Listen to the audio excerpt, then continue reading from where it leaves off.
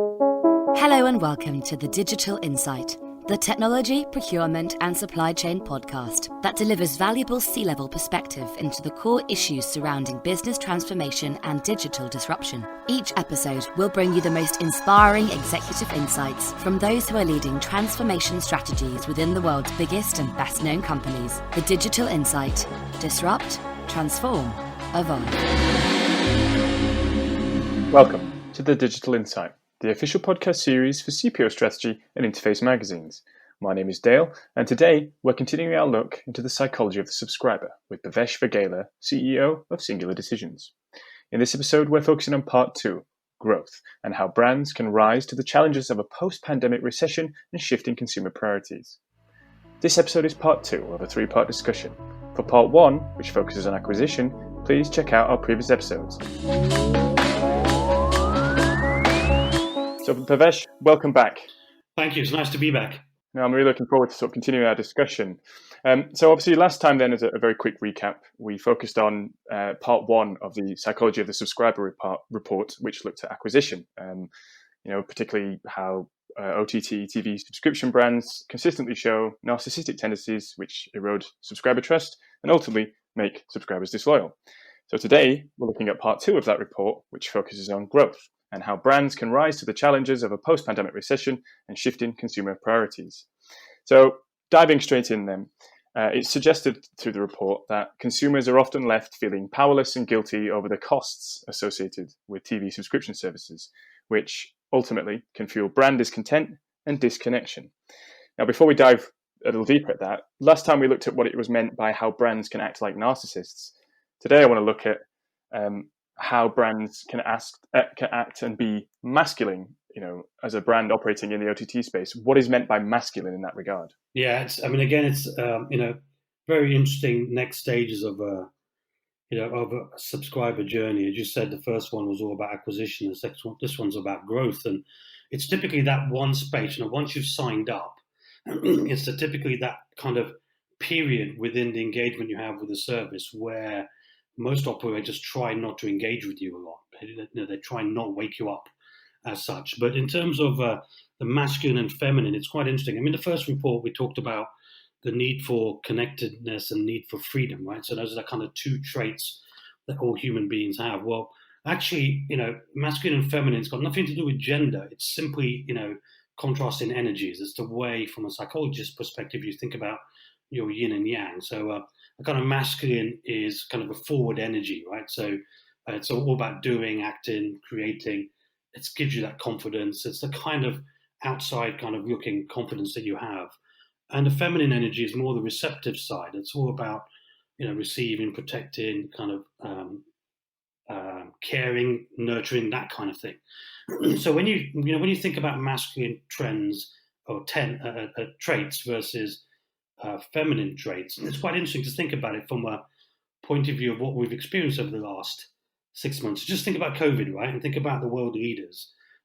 So if you're a world leader that's a kind of dominant masculine qualities, then you prioritize the economy, getting things done. Whereas leaders with strong feminine qualities closed borders, shut down schools, protected their people while the economy suffered. So it's kind of that kind of balance, really. So in terms of OTT brands, it's really about who took advantage of the situation when it comes to, in particular, the last 6 to 9 months. So, for example, you think about sports versus entertainment. So during COVID, clearly there was not a lot of sports around. So what brands were taking that more caring, supportive type of approach, or were actually being much more transactional and masculine in that sense, where we're just trying to drive as much revenue as they could from their customer base? I think also things like Disney Plus right now. So I don't know if you're aware, but if you're a Disney Plus subscriber, they've just I think they've just launched it, or it's been a couple of weeks where they've launched Mulan.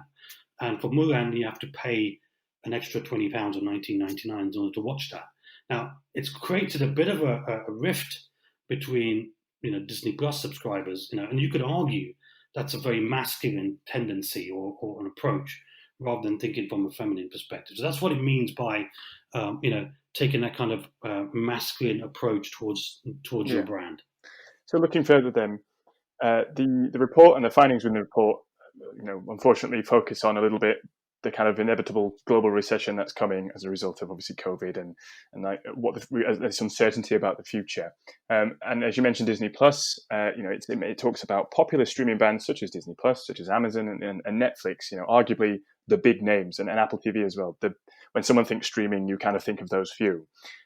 It says that they are set to face a power struggle with subscribers, and this is a very broad question. But why? Because global economies, global recessions, it's very disruptive and it fluctuates a lot anyway. So surely in previous years, they've kind of had to deal with economic downturn. So why now is this, and how different is this power struggle going to be? Yeah, it's an interesting one. I mean, in reality, the power struggle is, it's actually nothing to do with the recession in some ways. I mean, the reality for a subscriber, when you first sign up to a service, if you remember in the last podcast, we talked about, the analogy of going on a date, and thinking about that journey of how you engage with us, with a subscription service, similar to how you would engage with a date, right? And, you kind of go for a first date, the trial moment is you're dating. And when you actually sign up, you're actually, committing to that person. So in the same situation, when you actually sign up to a streaming service, you're effectively committing. Now, what happens with that power struggle is really things that you've really loved about the brand or that person before you committed start to grate on you, start to annoy you, and also that kind of excitement starts to wane. So that's really what the power struggle is all about, the idea that you're going to go through a phase, once you become comfortable with each other, where it's not got that shine it once had. And really that's where the power struggle is how do you maintain that? Whether you're in recession or not, this is something that all OTT brands have had to deal with, because the major challenge being that it's a monthly subscription, so that power struggle effectively happens, and you have to drive and give your customers the reason to continue to pay for you. Now, what's happened with the recession is just accelerated that. So not only have you got the idea of the power struggle going on once you've signed up and you're accessing that content, now you've also got this a huge global recession coming down some would argue we're already there, right? And really, this situation then is all about how do you cope with that? Because clearly, as a consumer, I'm now starting thinking slightly differently. Do I really want to be spending my money on things like TV subscriptions? I've got to start considering other areas, and within my financial portfolio. What happens if I lose my job? All those kind of concerns that you have as a human being, all of a sudden, heighten that power struggle.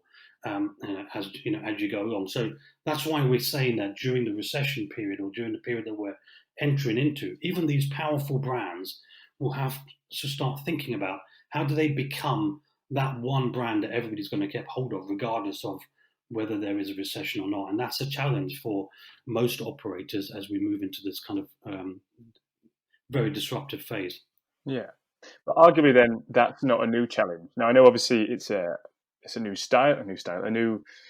dawn, as it were, of this challenge, because we are in such a very difficult and interesting, for all the right reasons, time. But this clearly isn't a challenge that they've just suddenly had to face today and in the last 6 months. Surely this is something that they've had to kind of consider since day one. Is there evidence to suggest that they haven't been thinking about this sort of thing, or that they've just sort of not had to worry as much until now? Yeah, I mean, I think there's definitely evidence of the both, right? So you're right. When you from day one, when you first launch a streaming service, and these huge brands have, to a certain degree, with something like Netflix, for example, Amazon Prime, they've got the early adopter status, so they've built that cachet within their their consumer within their consumer minds. So yes, they've had to deal with it. However, if you think about it, most of these streaming brands haven't had to deal with a recession. It's not really, I mean, they've perhaps caught the tail end of one, but never really had to deal with this kind of global recession that we're about to face. So there's new kind of, there's definitely a new environment which they're not experiencing or haven't experienced before. The other thing about that is, clearly when you are in a normal situation, this power struggle continues to happen. The question at that point is, what we typically find with these operators is they try not to engage, because what they're really trying to do is just keep you silent. In other words, if I'm continuing to subscribe, and I've almost forgotten that I'm continuing to subscribe, if I start getting communications or engagement from my service provider, I'm going to start thinking, well, actually, do I really need this anymore? And then it prompts cancellation. So what we've seen in the early days is actually a lot of operators, dare I say, a little bit nervous to interact with their paying subscribers in case they wake them up to cancel. Now, and the other thing that really happens now is obviously the amount of competition is significantly more than it was maybe 5 years ago. So there's a lot more places for us as consumers to get our content. So that just heightens the ability for us to go to other providers. And again, there is a real trend towards being, kind of a dip in and dip out culture where we kind of dip in, consume content, leave, potentially come back again or not. So it's that kind of struggle which they've never had to deal with before that's kind of heightened now than it was before. Yeah, and I find that really fascinating. When you said about there's almost I don't want to say reluctance, but a fear to kind of engage with their subscribers in fear, like you just said, of them suddenly thinking, actually, yeah, maybe now's the time to kind of cancel this subscription. I find that really fascinating because I suppose that goes down to kind of a case of people sort of subscribe to stuff, and because there is so much and because we're kind of used to it, you almost forget that you're subscribing to that service, that it's a monthly thing that comes out that you only really notice unless it gets to a point where you think, actually, I can't really afford that anymore. Yeah, I mean, if you think about your gym membership, right? Most people get their gym memberships in January, February, after Christmas, and they think they're going to lose some weight. Your gym never contacts you in March, April, May, June, or July, because they just realize that you're going to continue to pay that subscription for your gym membership up until the point when you realize, oh my God, I'm wasting whatever it is, 30, 50 quid a month, whatever your gym membership cost is. But if they measured, if they communicated to you in March or February, you'd think, well, actually, do you know what? I tried to do it for 6 weeks, but I'm not really going to be doing it, so I'm going to cancel. So it's the same. It's kind of playing into that psyche of just not remind people, which actually, to be honest with you, we discovered as part of this research, consumers really hate. They'd much rather the brands that they're subscribing to are open and honest with them. And that's, unfortunately gives you that kind of bad taste, doesn't it? When when the brand also knows that you're going to forget. Looking again at the report, one of the things that it said is that respondents talk about feeling guilty and worried about the costs of keeping so-called luxury services. And I find this particularly interesting because, again, while yes, it's probably more luxury now because of difficult financial situations and that sort of thing. But I know people pre-COVID, in recent years have talked about, I can't afford that. I can't really be seen to be spending money on a monthly streaming service such as a Netflix or an Amazon. But is it possible that actually some of them, so for example, I would say, and myself would say that Disney Plus, just probably not really something that I want to be spending money on, so I would deem that a luxury service.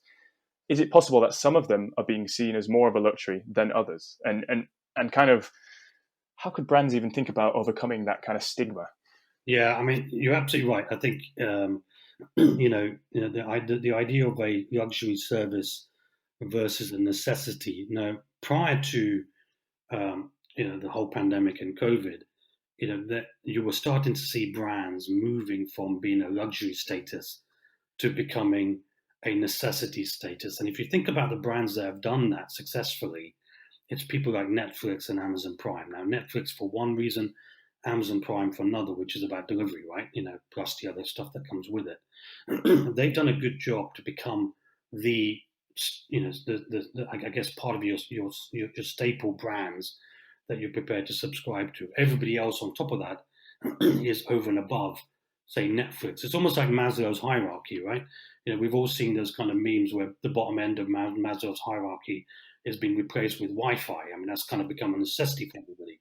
In the same way, Netflix has become the kind of go-to, right? And the thing about the whole pandemic period is that's accelerated. So now you're walking out of this pandemic period, even though we're not completely out, but contextually you're walking out where these brands have been part of your daily life for months now, and you've been consuming lots of content, and it's given you the escapism. So when you come out of these, there's actually this balance between some of them, as you quite rightly have pointed out, have that luxury status, and for me that's something like you, it's Disney Plus and others. Whereas something like a sports subscription, So, for example, maybe my Sky Sports is something I see as absolute necessity for me, because that's I'm a big sports fan. Now, others would see sports as not a big necessity. So it depends on the type of individual you are and type of services or the type of content you like. So there is definitely that to it. I guess the key for us or key for brands is, how do you move towards becoming the necessity status? And that's going to take a lot of time, because how do you dislodge something like a Netflix on the entertainment side? How do you dislodge potentially a Sky Sports or something like that on the sports side?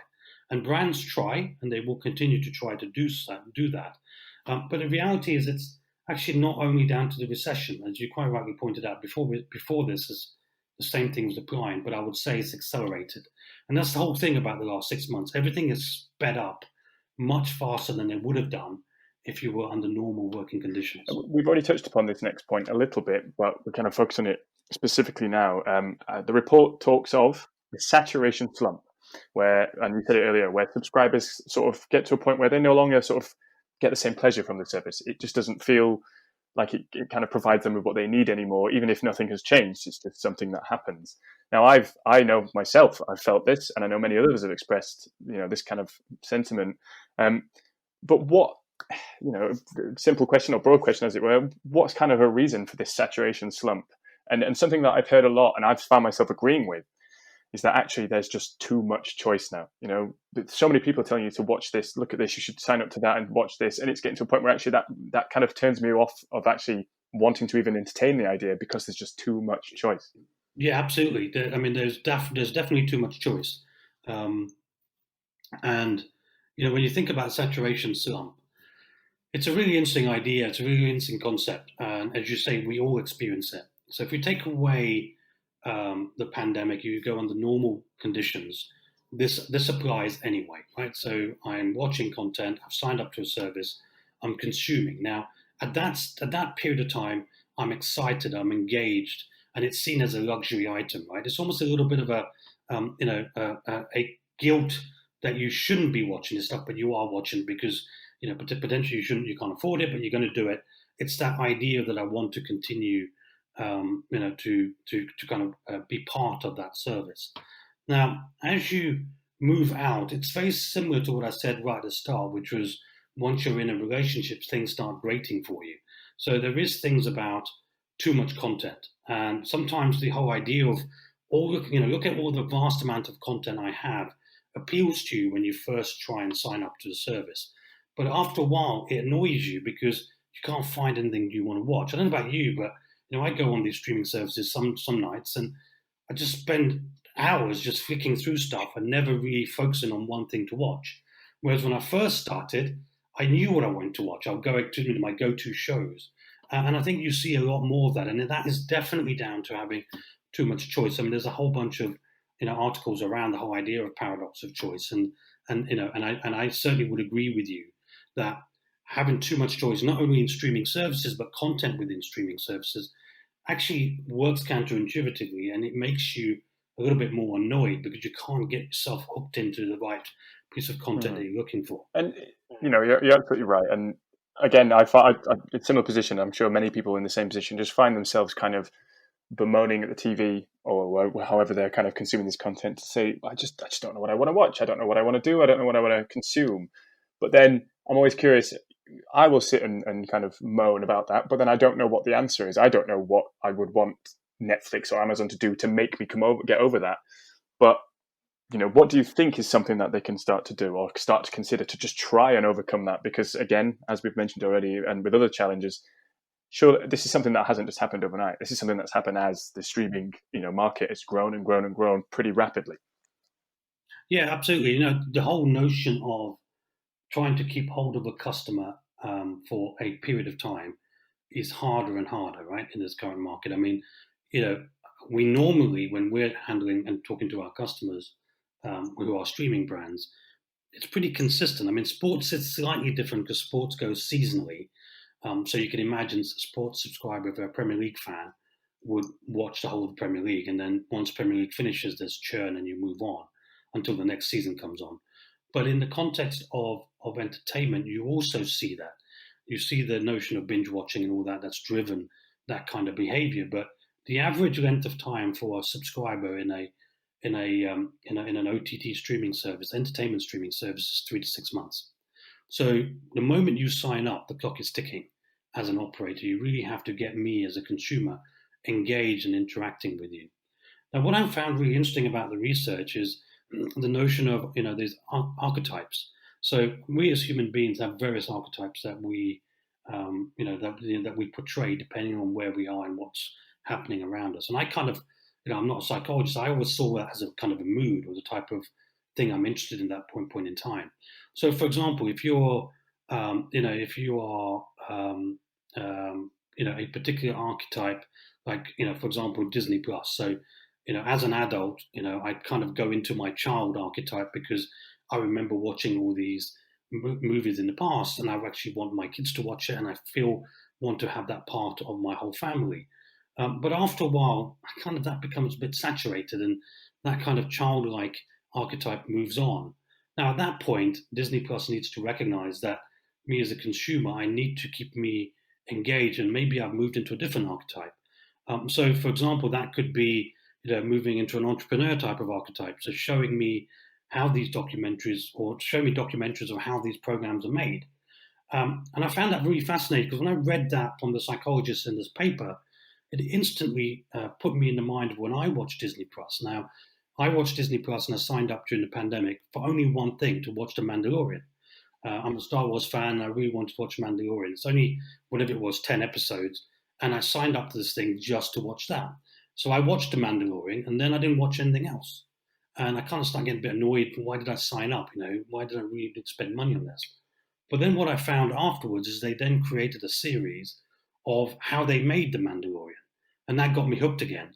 So now I'm watching that series. So it's thinking about the different archetypes within a customer and the cycle that they go through, and trying to adopt and change the way you interact with your customer accordingly. Now, in many cases, they have the data to that. In some cases, they don't ask the right questions. So, for example, another way to consider it for an operator is just ask me when I sign up, how am I feeling? What kind of mood am I in? Am I happy about a hard day? Those kind of things. And from that, you can understand the sorts of content I go to when I'm in a particular mindset or a particular mind frame. So that allows you to then tailor your experience when I answer that question every time I log in. So it's simple things, but the answer really here is about listening. And I guess the real problem is you can't do that one-to-one with every single consumer. So you've got to use data in order to drive that kind of engagement. Which kind of answers my next question, because I was actually going to look at or explore a little bit about how what we talked about earlier about once you've signed up, brands often disappear and only sort of crop up to say there's a financial issue, or perhaps to just kind of like that, kind of sort of tell you that there's a new show arriving. But I'm always curious as to what actually consumers expect. Like, what does, for me personally, if I sign up for something, I kind of don't want to hear marketing emails. I don't really want to receive anything. But at the same time, I'll also turn around and say, actually, I wish they'd tell me when something engaging would come around. So I'm always curious, and I'd love to know what kind of the consensus is on that. Like, generally, what do consumers expect in terms of contact preferences? What do they want from their these brands? Do they want sort of constant communication, or do they kind of want just sort of the sort of silence that there is right now? Yeah, I mean, so that's the $1 million question, right? Is how do you handle customers in a more personalized way? Everybody's trying to be personalized, right? Personalized to me based on my circumstances that are happening to me at that point in time. But I think there's a misconception here. I mean, this is not just about how the brand communicates to you. So I'm getting marketing emails, or I've got a payment problem, or I've got challenges. It's also how the brand is available to me when I want to engage. So, for example, when I first sign up to a service, and then I see this with my parents. Actually, my parents through the pandemic have been using Netflix, right? And they sit there, look at the screen, and they're struggling to understand how to navigate, let alone finding a piece of content. So, they're just that generation. So to them, if there were simple ways for them to be able to learn how to navigate the system or navigate the service, that's going to increase their confidence and also will build that loyalty for them with that brand. It's things like, when I have a problem, can I communicate? If you go onto the website Sometimes some of these brands have web chat, and some of them will have a phone number, which is typically buried because they all want it to be digital and kind of self-service. But equally, when I'm in the application, say I'm in Netflix or whatever my SPOT application is, and I have a problem, am I able to interact there and then with web chat, with a chat function? Is there a help guide? Is there things that you can do to help me navigate and find content? And one of the big bugbears that we found in the research, and it's not just it's not just this research, but consistently over multiple years, as a research that we do, is people feel that the recommendation engines that brands use are not accurate either. Just because I watch one thing doesn't mean I'm going to be interested in something else.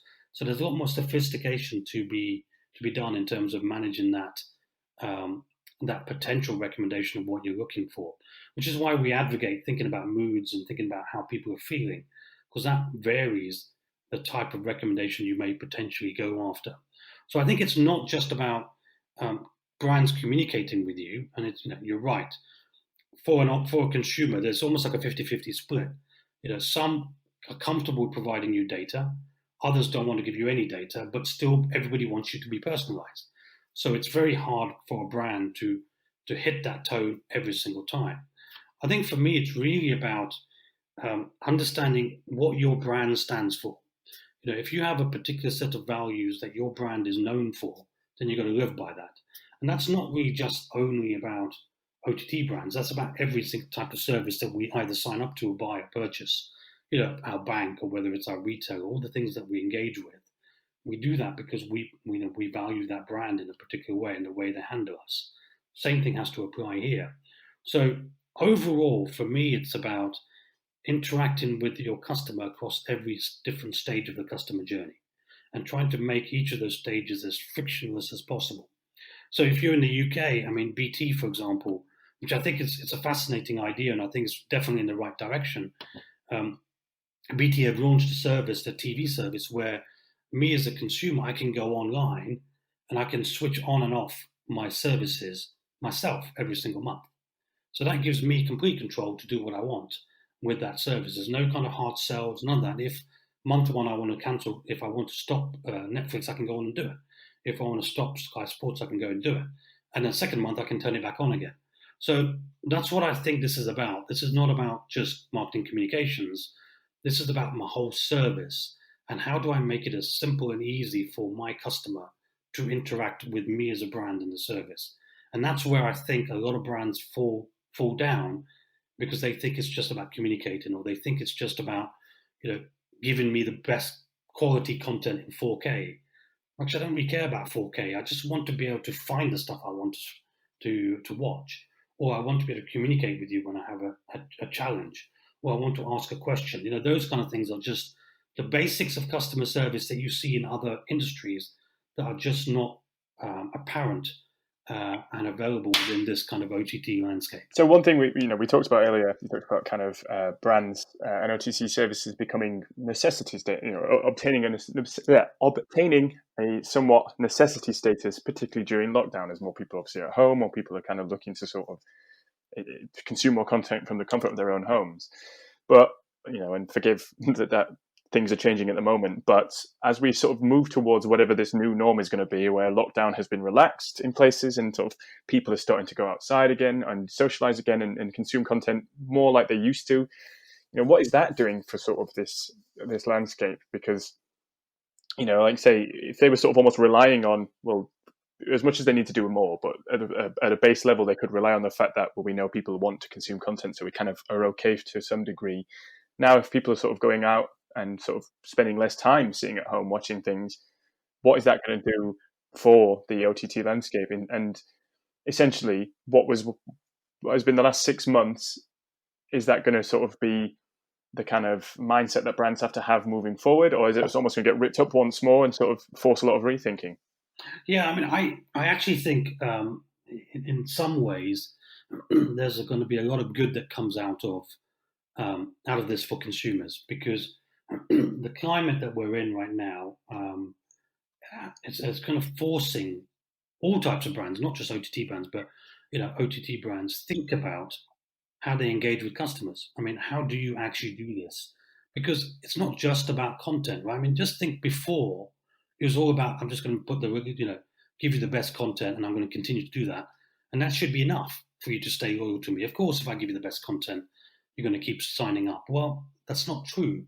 I think there has been a switch, or this will force a switch to think more broadly about customer interactions, customer management, things like CRM, just know my customer better and putting the customer at the center of my business, which seems like a really archaic thing to suggest, whereas people have been trying to do that for years. But in the OTT landscape and in broadcast generally, that's not been the case. And I think this certainly forces that. So I think it will definitely shake the industry. I think there will be winners and losers. And I think that rule book will have to be ripped up, because I don't think it is just going to be, here's the latest piece of content. It's going to have to be, I'm going to handhold you as a customer. I'm going to really try to understand you. I'm going to really tell you the sort of brand we want to be. And, I'm going to live by those values.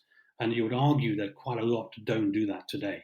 And what I saw very interestingly, just recently, I don't know if you saw the announcement by Netflix, but Netflix are going to be offering some pieces of content free of charge without you having to, sign up and pay for the service.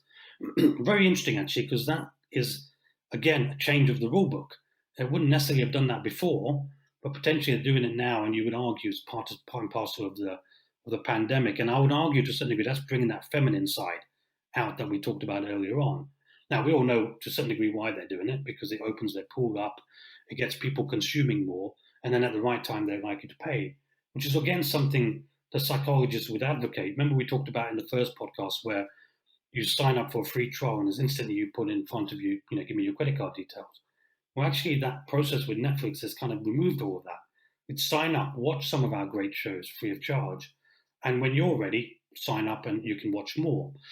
So it's interesting to see some of those things happen, and probably those kind of things have accelerated in terms of them bringing them to market sooner than perhaps they would have done if there wasn't a pandemic. So I think there's definitely going to be dramatic changes in how these brands think about how they keep you entertained and connected to that brand longer term. And I think it comes down to one very simple, one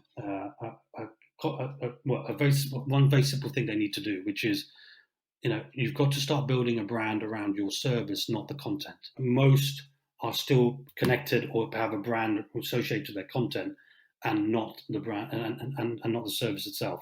Netflix is probably the only one that argue that people are loyal to Netflix and not necessarily the content within Netflix. And everybody's trying to do the same thing.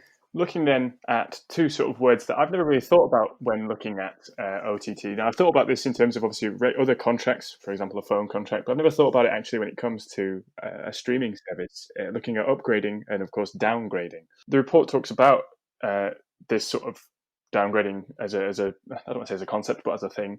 And as we've mentioned, mostly that kind of right now, you can sort of say the biggest sort of contributor to this is going to be financial woe, kind of that stress, that idea of guilt and things being seen as a luxury service. But what can brands be doing? And do brands almost have a ready-made excuse there where they can just say, well, these are very difficult times, so that's the only reason why people are choosing to downgrade? Should they be looking a bit more at what they're doing rather than just thinking, yeah, downgrading is something that we can't really control? Yeah, absolutely. I mean, you see, I remember, I've been working in this industry for a number of years, and when we were first talking about this concept of upgrade and downgrade for operators, it was almost seen as negative. Of course, if my customer's downgrading, that's a bad thing for my business. And we were arguing, well, actually, it's not a bad thing at all. It's a great thing for your business. Because what you're finding is, if I'm in that mindset that I need to reduce my spend for whatever reason, people talk about the attention economy, right? So the idea that my attention switches to something else, which means that I've got to make changes elsewhere. And obviously recession is a massive one. Losing my job is a massive one. All those kind of things that happen during these kind of heightened times, which also happen in normal times, but it gets heightened with a bigger volume of people experiencing that during a recession. So those are the things that kind of happen during that period of time. So in that environment, a downgrade is a great opportunity for a brand to actually, ironically, build a stronger brand out of it. And what I mean by that is if a brand came to you and said, look, Dale, look, Pravesh, we recognize you're not watching this much content anymore. We have a lower package for you. you're maybe on tier 1, we're going to give you a tier 2 package. We're going to move you down to tier 2. It's a lower cost. Would you like us to do that? And all I have to do is accept it and move forward. Now, there's a real psychological difference there. If I made that decision myself and went to the brand and say I want to downgrade, then I almost feel the brand's not thinking about me. If the brand comes to me and says, "Hey, Bhavesh, we recognize you're not watching as much. Well, how about we downgrade you at a lower cost?" Then I'm going to think, actually, they thought about me. This is fantastic. They're thinking about me and my situation, and have recognized it's not just about making money for me. They've recognized and valued the kind of customer I am. So we're massive advocates of downgrade. It's a great opportunity to really engage with your subscriber. And what we understand and what we've seen is if you do that well, a customer is more likely to either come back to you or stay loyal for longer because they perceive you to be thinking about them in a more proactive fashion. So that's one of the tricks. So it's really a mindset shift. Don't think about downgrade as a negative. Think about downgrade as a positive towards building your brand for a longer period of time. Well, flipping that on its head then, what about upgrading? If downgrading can be seen as a positive, does that mean upgrading can be seen as a bad thing? Yeah, absolutely. I mean, under normal circumstances, an upgrade means that, me as a consumer, I'm watching a whole bunch of content and I'm going to upgrade to a bigger package.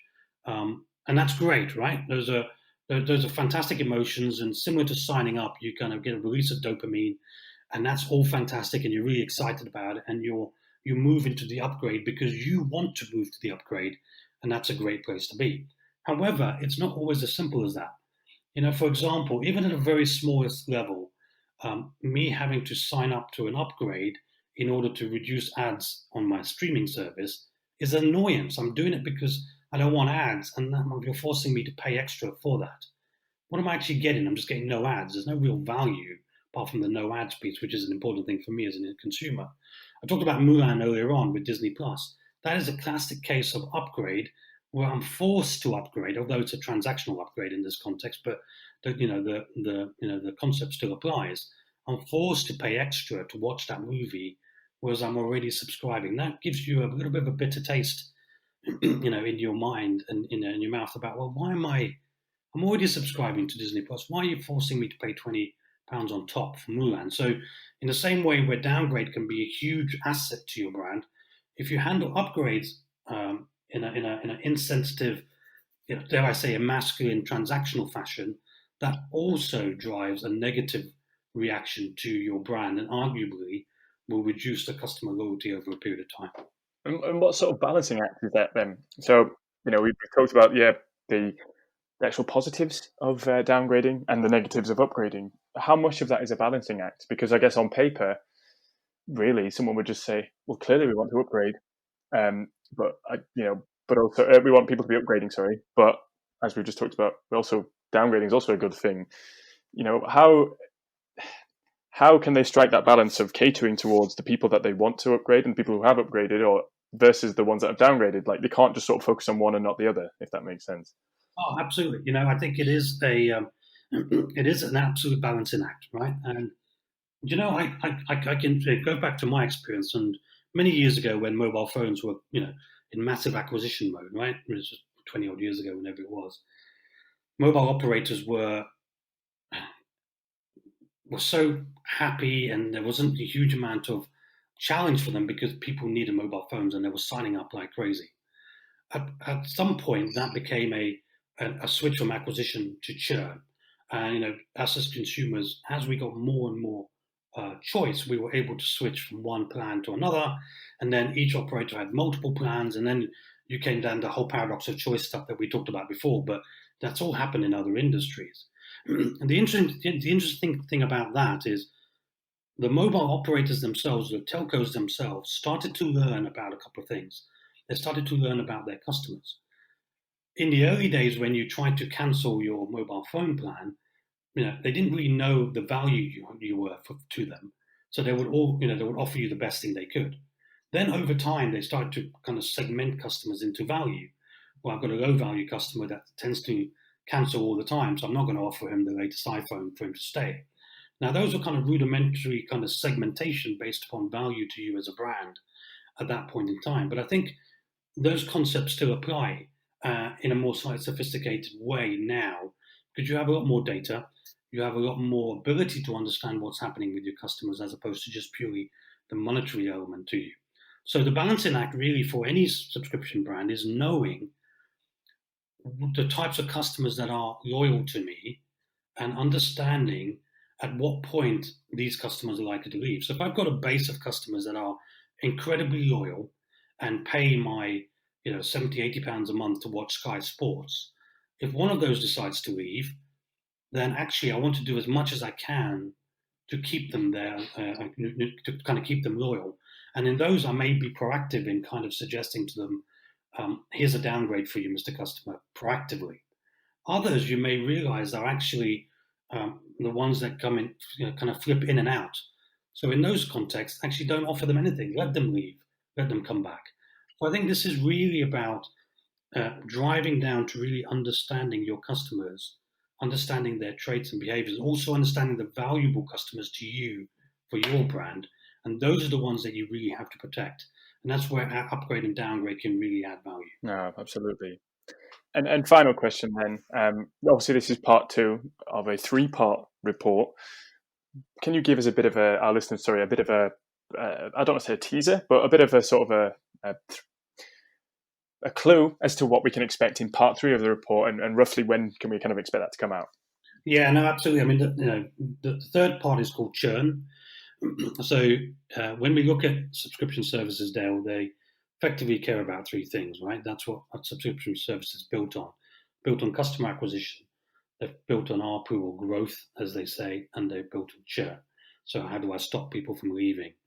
Now, the reality is most brands care about acquisition and then panic when it comes to churn. Very few handle the bit in between, which is the growth bit, which is what we've been talking about in part 2. So part 3 is kind of like the headline is really, I've got customers that have either decided they're going to leave, and how am I going to handle it? And then also, if they've left, how can I entice them back? And that's a real minefield. That's changing dramatically. You probably have experienced yourself. I certainly have. When I've tried to cancel a service, some brands make it incredibly difficult for you to leave. Now that leaves such a sour taste in your mind, and you don't want to go back to that brand. So the things that we'll be delving and talking about in the churn paper is all about that emotional triggers that happens when you decide to leave. When you've really had enough with your relationship and you want to get a divorce, or when you want to leave your partner, that kind of negative emotion is huge at that point. And it's really at that point that a brand can really make or break themselves as to whether that you're ever going to come back or not. And that's really what the churn paper is all about. And it's really some fascinating insights on how you can handle that very highly charged emotional moment. It's due out in the 6th of October.